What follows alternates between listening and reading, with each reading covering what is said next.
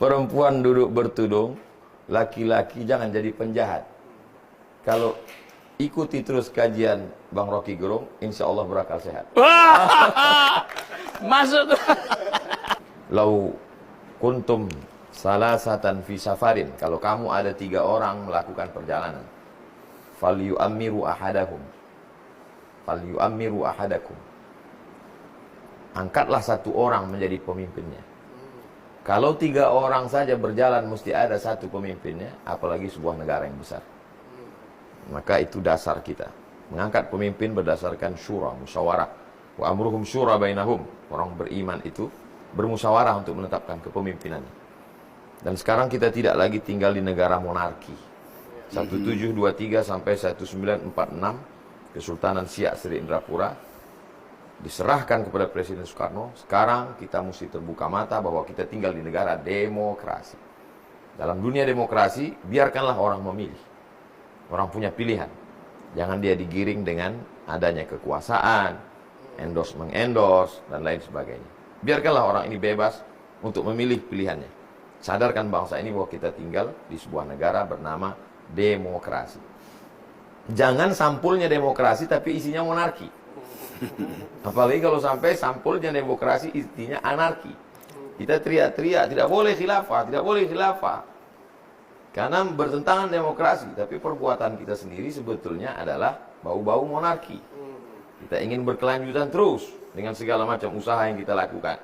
Dari mulai penambahan waktu limit yang sudah ditetapkan oleh demokrasi, kemudian tidak bisa melakukan itu, lalu kemudian dilanjutkan oleh orang yang berbeda tapi signalnya tetap sama. Nah, jadi sebagai seorang yang mengerti, maka kita mesti menyadarkan umat ini.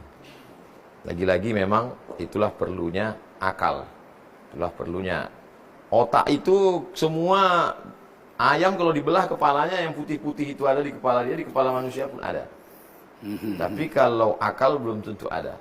Karena akal itu adalah alat untuk berpikir, menemukan kebenaran, kejernihan. Masyarakat yang tidak punya kepentingan, insya Allah pikirannya jernih. Dan komunitas itu yang ramai, itu yang banyak, itu yang memberikan suara. Suara terbesar dalam demokrasi berada di kedaulatan rakyat, rakyat yang berdaulat.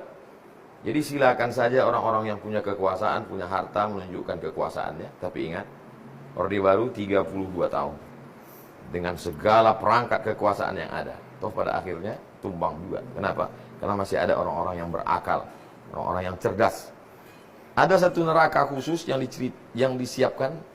Lau kunna nasma'u, andai kami mau mendengar, au naqilu, andainya kami mau berpikir, makunna min ashabis sa'ir, kami tidak akan masuk ke dalam neraka sa'ir. Jadi orang selalu berpikir kalau tidak puasa masuk neraka, tidak sholat masuk neraka. Ada satu neraka khusus untuk orang yang tidak berpikir. Jadi tidak berpikir itu juga berdosa. Namanya apa tuh? Koalisi. Koalisi orang yang tidak berpikir maksudnya. Jadi orang yang tidak berpikir itu juga melakukan dosa besar. Makanya perbedaan kita dengan binatang itu adalah lahum qulubun la yafqahuna biha. Mereka punya akal tapi tidak dipakai untuk berpikir. Apakah karena tidak tahu atau karena pura-pura tidak tahu karena ada kepentingan? Tapi lagi-lagi porsi manusia yang paling banyak adalah orang yang berpikir, insya Allah. Jadi tidak ada opini publik, yang ada adalah opini yang selalu dipublikasikan setiap hari. Dan ada sebagian umat Islam yang tidak mau berpolitik karena dia anggap politik ini jahat. Politik ini produk kafir. Politik ini datang dari barat. Demokrasi ini bukan barang milik kita. Maka dijawab oleh Syekh Yusuf Al-Qardawi. Ulama besar sudah meninggal di Qatar.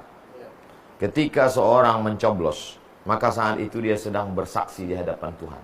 Saya bersaksi bahwa orang ini layak untuk menjadi wakil saya, menjadi pemimpin saya 5 tahun ke depan. Jadi itu adalah bentuk kesaksian. Ada 3 dosa besar, kata Nabi. Pertama, mempersekutukan Tuhan. Yang kedua, durhaka pada orang tua. Yang ketiga, bersaksi palsu. Maka seorang muslim yang beriman ketika dia mencoblos, dia sedang bersaksi di hadapan Tuhan. Maka lagi-lagi trust, kejujuran dia kepada Tuhan. Itu yang selalu saya sampaikan. Kita mesti terlibat dalam pesta besar ini. Jangan sampai tidak ikut. Karena kalau kita tidak ikut, Nanti dari mulai lampu listrik kita sampai jalan raya yang kita lewati, itu semuanya adalah bagian dari keterlibatan kita. Jangan setelah orang duduk baru kita ribut. Mengapa tidak berkontribusi dalam politik ini? Oh, politik ini jahat. Seandainya ada 10 orang, lalu kemudian dipakai demokrasi. 10 orang ini disuruh bermusyawarah. Kita main bola atau sholat. Yang 9 mengatakan kita main bola. Maka yang 1 sholat, nggak jadi sholat. Kenapa? Suara terbanyak suara Tuhan. Maka Tuhan ketika itu adalah yang 9. Kata Tuhan main bola. Tapi bisa dibalik. Orang baik memilih. Yang 9 mengatakan kita ke masjid sholat. Habis sholat baru kita main bola. Maka dia menjadi baik. Jadi kalau begitu bukan politiknya yang jahat. Bukan demokrasinya yang jahat. Tapi orang yang masuk ke dalam. Kenapa pecandu narkoba, penjahat bisa duduk? Karena orang baik tidak menempatkan dirinya. Nah, ini salah satu dalil Pak Diki nanti. Bisa dipotong. Maka, apakah pragmatisme masyarakat itu harus kita ikuti? Tentang selera bahwa masyarakat ini memilih karena uang. Lalu ada calon yang bisa memberikan uang. Yang satu dengan trust kejujuran. Di mana-mana saya sampaikan dalam tabligh akbar. Ambil uangnya, jangan coblos orangnya. Jadi orang yang menyebar uang, ketahuan dia jahat, dia bohong. Tahun pertama dia akan balik modal, tahun kedua dia akan nabung, tahun ketiga dia akan menarik, tahun keempat dia mempersiapkan lagi, tahun kelima dia duduk lagi. Maka orang-orang begitu, uangnya akan diambil. Dia tidak lagi ditakut-takuti KTP kamu sudah bersumpah. Kalau dia nyuruh sumpah gimana Ustaz? Bersumpah aja. Terus gimana? Nanti kamu puasa 3 hari. Jadi dia pakai siasat, kita pakai siasat. Ada salah satu kiai, Ustadz, dalam ceramahnya mengatakan, kalau jam kita hilang, lalu jam kita ditemukan oleh seorang yang jahat, jam saya itu bukan jam dia, tapi tetap jam saya. Maka saat saya mau mengambil jam saya, ini jam saya. Iya memang jam Bapak. Mari jam saya. Wani piro. Maka saat itu saya bayar. Saya tidak sedang menyogok. Karena saya sedang mengambil hak milik saya.